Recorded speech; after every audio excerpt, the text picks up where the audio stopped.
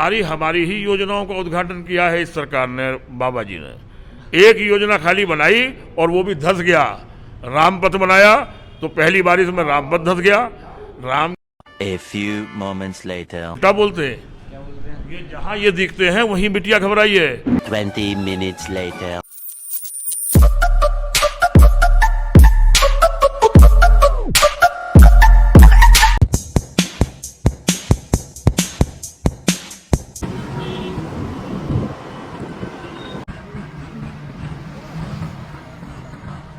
नमस्कार और स्वागत है ग्राउंड पल्स मीडिया के इस चैनल में। आज हम आ चुके हैं बुलंदशहर के समाजवादी पार्टी के जिला कार्यालय पे। तो सर से बात करें। सर, अपना परिचय दो और परिवार। मेरा नाम मतलूब अली है, मैं जिला अध्यक्ष हूँ समाजवादी पार्टी जनपद बुलंदशहर। सर, आप अपना नाम बताओ। विनीत राणा, राष्ट्रीय सचिव छात्र सभा बुलंदशहर। अपना नाम सर। रामाशंकर लोधी, जिला सचिव समाजवादी पार्टी बुलंदशहर। और आप कितने टाइम से जुड़े हुए सर समाजवादी पार्टी से, ये बताओ जरा। किस समय से जुड़े हुए? समय क्या, उम्र गुजर गई समाजवादी पार्टी में, बीच में 2 साल का गैप रहा है। नहीं, जैसे बहुत लोग छोड़ के आते हैं, दूसरी पार्टी से भी आ जाते हैं। न, हमने कभी पार्टी नहीं छोड़ी, शुरू से ही। ना, हमने भी स्टार्टिंग समाजवादी पार्टी से की है राजनीति। तो सर, जैसे कि लोकसभा चुनाव में 2024 में समाजवादी पार्टी को 37 सीट मिली थी। 37 सीट मिली थी, तीसरी सबसे बड़ी पार्टी है इस टाइम लोकसभा में। तो समाजवादी पार्टी राष्ट्रीय पार्टी क्यों नहीं बन पाई अब तक, या आगे क्या भविष्य में राष्ट्रीय पार्टी बनना चाहेगी समाजवादी पार्टी?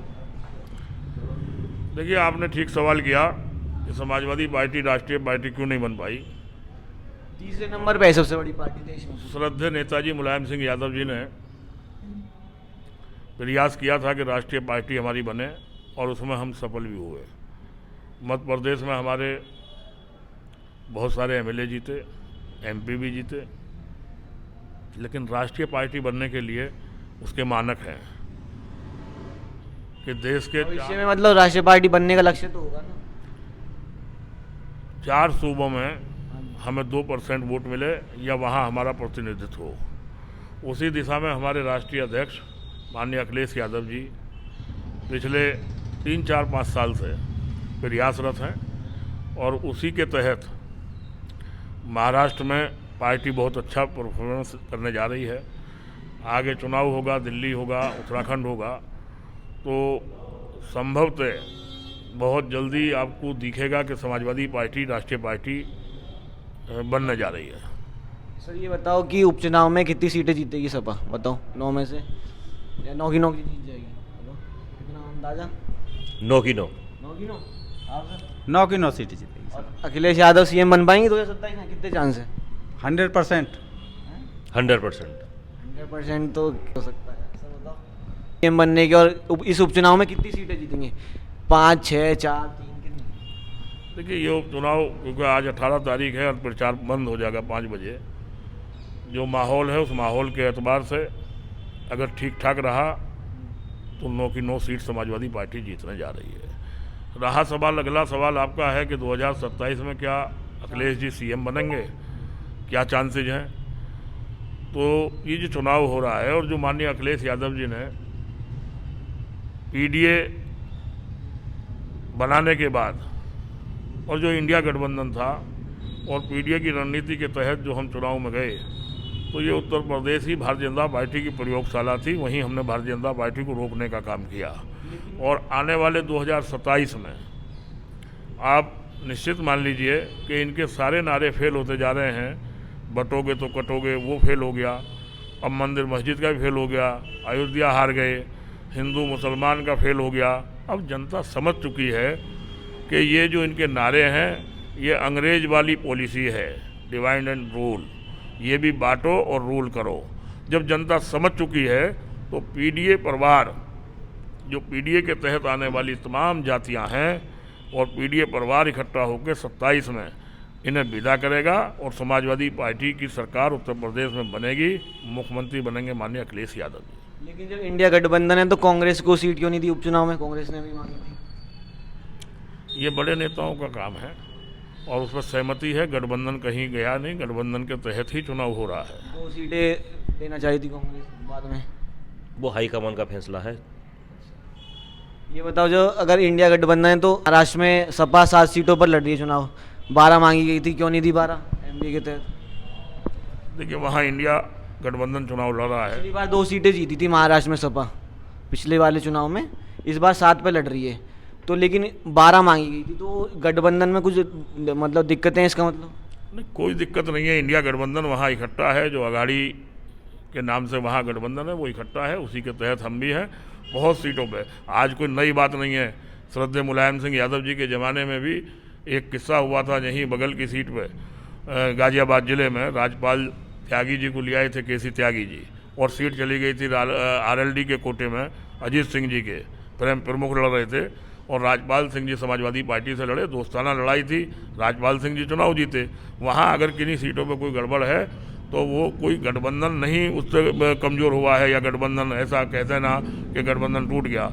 वहाँ हमारी फ्रेंडली फाइट है, वहाँ जो जीतेगा वो इंडिया गठबंधन का जीतेगा, और इंडिया गठबंधन मजबूत है और महाराष्ट्र के अंदर भी बहुत अच्छा करने जा रहा है, सरकार बनाने जा रहा है। तो ये आरएलडी और आज़ाद समाज पार्टी साथ आ जाएंगे क्या 2027 में? लगता है आपके साथ आ जाएंगे? हाईकमान फैसला लेगा इसमें। ये जो चुनाव लड़ रहे हैं चंद्रशेखर आज़ाद अलग चुनाव लड़ रहे हैं, इन्होंने ही बोला हम भी जीतेंगे उपचुनाव में कुछ सीट, लगता है जीत पाएंगे? ये तो हाईकमान का फैसला है। जैसे भी नहीं जीत पाएंगे, आपको क्या लगता है वोट काटेंगे चंद्रशेखर आज़ाद? चंद्रशेखर आज़ाद जो हैं वो आने वाले समय में सब इंडिया गठबंधन से ही जुड़ेंगे, सब लोग। यकीन आपको? और ये मुझे बताओ सर कि जैसे कि मुलेश यादव बोलते हैं कि पीडीए की पॉलिटिक्स में करता हूँ, लेकिन फिर कोई भी अगड़ी जाति को क्यों नहीं टिकट देते? मतलब वो साथ क्यों नहीं लेके चलते सब? जैसे योगी जी मुस्लिम को टिकट नहीं देते, तो ये बदला होता है कि एक दूसरे से? नहीं, कहाँ अगड़ी जाति को टिकट नहीं दिया समाजवादी पार्टी ने? नहीं कैसे सनातन पांडे चुनाव जीत गए? नहीं, इस बार नहीं दिया ना उपचुनाव, राजीव राय चुनाव जीत गए, भूमि चुनाव में नहीं दिया ऐसे बोल रहे हैं। कौन बोल रहा? मीडिया में बोलते हैं ना ऐसे कि अखिलेश जी ब्राह्मणों के खिलाफ है। गोदी मीडिया की बात करोगे आप? अगर गोदी मीडिया सही मायने में, जो हम कहते हैं कि हमारे 4 स्तंभ हैं लोकतंत्र के, अगर आज ये गोदी मीडिया ईमानदारी से काम कर ले तो भारतीय जनता पार्टी की जो सरकार केंद्र में बनी है, अगर गोदी मीडिया ईमानदारी से काम करती तो ये चुनाव आयोग की बनाई हुई सरकार है। नहीं कहीं तीसरी बार सरकार बनने के बाद पूरे देश में कहीं एक पटाखा नहीं छूटा, कहीं जश्न नहीं मना भारतीय जनता पार्टी के खेमे में, क्योंकि वो जानते हैं कि चोरी करके सरकार बनाई गई है। अल्पसंख्यक को साथ लेके चलते हैं, और इस बार बोल दिया है मीडिया ने कि बीजेपी तो सीधे सीधे बहुसंख्यक के साथ है, सीधा बोल दिया है कि मतलब हम भी रेवड़ी बांटेंगे लेकिन हम बहुसंख्यक के साथ हैं। 80% वोट को सीधे टारगेट कर रहे हैं। इससे देश नहीं चलता है। ये देश सब बिरादरियों का, जहाँ विभिन्न विभिन्न जात के लोग रहते हैं, कहाँ 80% को साथ लोगे? दलितों को मंदिर में प्रवेश नहीं किया जाएगा। उत्तर प्रदेश का पूर्व मुख्यमंत्री अगर मंदिर में जाएगा तो गंगा जल से धुलेगा। मुख्यमंत्री हटने के बाद में मुख्यमंत्री आवास को गंगा जल से धोया जाएगा। कहाँ 80% लोगों के हित की बात कर रहे हो? कहाँ 80% लोगों को इकट्ठा करने की बात कर रहे हो? इसलिए पीडीए परिवार के तहत जो पिछड़े हैं, दलित हैं, अकलियत के लोग हैं, जो पीड़ित लोग हैं, वो किसी जात के हैं, ठाकुर हैं, पंडित हैं, कोई बिरादरी है, वो तमाम लोगों को समाजवादी पार्टी ने माननीय राष्ट्रीय अध्यक्ष अखिलेश यादव जी ने इकट्ठा करने का काम किया है। उसी के तहत ये 27 का चुनाव होगा और उत्तर प्रदेश में समाजवादी पार्टी की सरकार बनेगी। आप बताओ सर, इकट्ठा करा सबको साथ अखिलेश जी? पीडीए जो बना है, ये समाजवादी पार्टी का नाम ही सर्व समाज की पार्टी है, और ये पीडीए जो बना है तवे कुछ लोग जो निचले लोग हैं उनको ये भाजपा वाले तो सम्मान देते नहीं हैं। हमारे राष्ट्रीय अध्यक्ष जी ने उनको सम्मान नहीं, वो तो बोलते हैं द्रौपदी मुर्मू को प्रेसिडेंट बना दिया। अरे ये तो उनकी चाल है, वो तो कुछ भी बोल देते हैं। अब बताओ, बिरसा मुंडा के लिए दिवस बनाया, छोटे लोगों के लिए मंदिर में प्रवेश तक, आदिवासियों के लिए बहुत सारी चीजें कर रहे हैं, बोल रहे हैं आदिवासियों के लिए। वो कर कुछ नहीं रहे हैं, मीडिया में ही कह रहे हैं कर कुछ। छोटे लोगों को क्या किया? कुछ नहीं कर रहे वो। ये हमारे राष्ट्रीय अध्यक्ष जी अखिलेश यादव जी ने जो पीडीए बनाया है, और जो छोटे तबके के लोग हैं सभी लोग इसमें जुड़ रहे हैं। और ये भाजपा वाले जब मंदिर में नहीं जानते छोटे लोगों को क्या करेंगे, बस क्या सम्मान देंगे आप बताइए? तो आने वाले समय में सरकार जो समाजवादी की बनेगी 27 में, सीएम हमारे राष्ट्रीय अध्यक्ष श्री अखिलेश यादव जी होंगे। ये बताओ सर, जैसे योगी जी ने काम कराए हैं, इतने काम बोलते हैं, तो कोई 3 काम ऐसे बताओ जो अखिलेश यादव जी ने कराए थे और फेल हो गए, मतलब अब उन पर रोक लगा दी योगी जी ने, या कुछ बेकार कर दिया जो मतलब अखिलेश जी के टाइम पे अच्छा था। कुछ बताओ 3 काम। सारी हमारी ही योजनाओं का उद्घाटन किया है इस सरकार ने, बाबा जी ने। एक योजना खाली बनाई और वो भी धस गया। राम पथ बनाया तो पहली बारिश में राम पथ धंस गया। राम के नाम पे राम की नगरी में भी घोटाला करके राम मंदिर बना दिया, राम मंदिर। करोड़ों रुपए का बजट खा गए और वो राम पथ धंस गया। और एक इन्होंने काम किया है जो खाली एक्सप्रेस वे ये बना रहे हैं पूर्वांचल, वो भी धंस गया। नीचा बनाया वो भी धंस गया। और हमने बनाया, आज भी सीना तान के खड़ा है, आगरा से लखनऊ तक एक्सप्रेस वे, जिसपे हवाई जहाज उतारे गए, जंगी हवाई जहाज, ये इंतजाम किया। ये तो बोलते सैफई में डांस देखते थे। मेट्रो हमलाए सैफई में सारे विकास कार्य जो हमारे थे उन्हीं के पत्थरों का उद्घाटन किया है योगी बाबा ने। कोई नई योजना नहीं लाए, सारे हमारे काम किए। गिनाओ जैसे कोई एक दो बताओ। कौन मेट्रो का ओपनिंग किया? हमारा काम। ये बोलते हैं जब तो बहुत कम चलती थी, अब मैंने बहुत बढ़ा दी, योगी जैसे बोलते हैं। मैं कहाँ बढ़ा दी? एक विस्तार बताइए, एक विस्तार तो बताइए कहाँ किया है, एक बताइए। वाराणसी में आने वाली है ये, मेरठ से दिल्ली। नहीं, कहाँ आने वाली है? मेरठ से दिल्ली ट्रेन चलने वाली कहाँ आने वाली है? कहाँ मेरठ से दिल्ली? कौन सा काम शुरू हो गया? कहीं काम रैपिड रेल जो चलने वाली है। एक मंडा क्या? कहाँ काम शुरू हो गया? काम का ये जुमलेबाजी है, जनता को उलझाने का काम है। नौजवानों को नौकरी नहीं है, नौजवान नौकरी मांगेगा तो लाठी मिलेगी। पढ़ने के लिए आज शिक्षा नहीं है, शिक्षा सस्ती नहीं है। ये तमाम अभी क्या हो गया? आप तो घूम रहे हैं 3 साल से झांसी मेडिकल कॉलेज में जो सरेंडर लगे होते हैं अग्निशमन वाले, वो नहीं थे, वो फेल थे और वहाँ 10-12 बच्चे मर गए। इसकी जिम्मेदारी कौन लेगा? तो कह रहे हैं जांच होगी। नहीं, काहे की जांच होगी?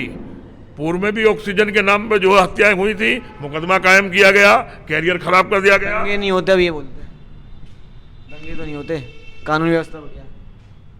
अरे अगर चोर को घर की रखवाली देगा तो दंगे कौन करेगा? ये दंगा कराने वाली तो पार्टी है। यही कराते दंगा। नहीं, ये बोलते सब अब जेल में है, या तो मार दिया हमने गुंडे बदमाश जेल में। कौन जेल में? गुंडे बदमाश। कौन जेल में? गुंडे बदमाश जो भी थे। कहाँ जेल में है? कहाँ जेल में है? बेटियों के साथ अभद्रता करने वाला, खिलाड़ियों के साथ अपमान करने वाला, उनके बेटे को टिकट दे दिया, आज खुला घूम रहा है। लोकसभा का सांसद था पूर्व, कहाँ गुंडे जेल में है? ये बोलते हैं उस पर तो कुछ अपराध सिद्ध नहीं हुआ है। नहीं, काय का अपराध सिद्ध नहीं हुआ? सबने देखा, मीडिया ने दिखाया, घसीट तमाम जो है मीडिया ट्रायल चल गया, उसके बाद भी ठीक है। सफाई बिटिया घबराई ऐसे कुछ बोलते हैं। अरे हाँ, हम तो उसका उल्टा बोलते हैं। क्या बोलते हैं? ये जहाँ ये दिखते हैं वहीं बिटिया घबराई है। इनका नारा था बेटी पढ़ाओ बेटी बचाओ। हाथरस की बेटी को न्याय मिला क्या? राधा स्वामी सत्संग ये यहीं हमारे सियाना में चांदपुर में 65 साल का व्यक्ति जो है बच्ची खेलने जाए उनके साथ जो है घिनौनी हरकत करे, न्याय मिला क्या? जहाँ भी जो घटनाएं हुई हैं हौसले बुलंद। हाईलाइट नहीं होती ना मीडिया में ऐसी चीजें, ज्यादातर लोकल मीडिया में आ जाती है, मेन मीडिया नहीं, और गोदी मीडिया दिखाएगा नहीं, अपराध मुकदमा लिखा नहीं जाएगा। आज उठा के देखिए ना, रिपोर्ट देखिए उत्तर प्रदेश की, कितने अपराध बढ़े हैं, उस पर चर्चा क्यों नहीं होती है? ये बोलते हैं पुलिस का डर भी तो है, लेकिन साथ में पुलिस पिट भी तो रही है। पुलिस का इकबाल खत्म हो गया बाबा जी के आने के बाद। उन्हीं की पार्टी के गुंडे पुलिस को पीटते हैं, पुलिस खड़े खड़े देखती रहती है। पुलिस कमजोर कर दी, पुलिस प्रणाली कमजोर कर दी। 100 नंबर हमने चलाई थी जनता की सुविधा के लिए, जागा तुरंत उसे जो है आज 112 कर दिया। 112 का मतलब समझते हो? पैसे कमाने की मशीन बना दी 112। मतलब योगी जी फेल रहे हैं सीधे तौर पे। नहीं, फेल नहीं है। वो 5 बातों को छोड़ के कहीं भाषण दे दें, हिंदू मुस्लिम छोड़ दें, मंदिर मस्जिद छोड़ दें, कटो बटो का नारा छोड़ दें। ये जो उन्मादी नारे हैं, बांटने वाले नारे हैं, समाज में नफरत फैलाने वाले नारे हैं, इनके अलावा आए और हमसे, हमारे राष्ट्रीय अध्यक्ष नहीं, हम जैसे छोटे से कार्यकर्ता से योगी बाबा, हम चैलेंज कर रहे हैं, बहस कर रहे हैं, विकास के मुद्दों में बहस करें, रोजगार के मुद्दे में बहस करें, शिक्षा के मुद्दे में बहस करें, स्वास्थ्य के मुद्दे में बहस करें। आज 700-800 रुपया 500 रुपया फीस ले रहे हैं प्राइवेट डॉक्टर। क्या हालत है जिला अस्पताल की? बुलंदशहर के अस्पताल में जाके देखिए, क्या गरीबों का इलाज हो रहा? मेडिकल कॉलेज तो बनवा दिया, लेकिन मेडिकल कॉलेज बनने से जो है ये सब सुविधाएं नहीं आ रही हैं। सुविधाएं जब आएंगी, जब डॉक्टर जहाँ होंगे, लाइए ना, जहाँ सर्जन अपॉइंट करिए, जहाँ लाइए डॉक्टर। गरीब आदमी क्यों जाएगा? 500 रुपया 700 रुपया फीस देगा, हॉस्पिटल में दवाई भी नहीं मिलेगी। ये इंतजाम किया था श्रद्धेय मुलायम सिंह यादव जी ने। ये नारा था समाजवादियों का, जब कभी हम सत्ता में आए तो रोटी कपड़ा सस्ती और दवाई पढ़ाई मुफ्ती। पर्चा 8 रुपए से घटा के 1 रुपए का कर दिया।